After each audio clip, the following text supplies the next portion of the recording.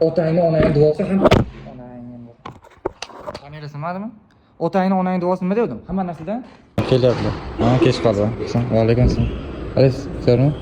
Necha bo'ldi 90 soat? Dars nechida boshlanadi? Spelizmay falan. Tushunarli bo'ldimi, Husan? Tushunmaganlarni o'sha davomida so'rab ketasiz, o'zim tushuntirib beraman. Tushunarli? Chunki vaqt kam qoldi. Nima uchun vaqt kam qoldi?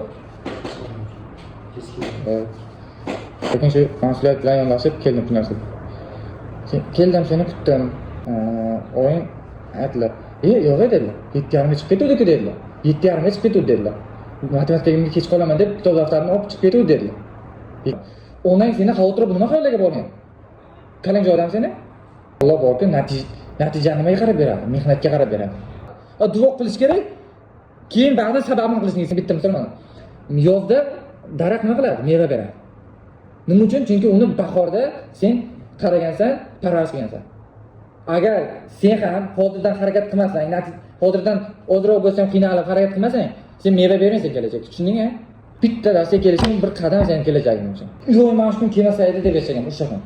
5-maktabimga futbolga borib ketardim yo boshqa bolalarda.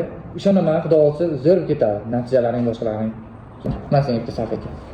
Ro'zangni. Bo'lding, oyoq kiymayapsang bo'ladi. Shunday bo'lsa, musulmon muallim, musulmon o'qituvchi hech qachon oylik uchun ishlamaydi.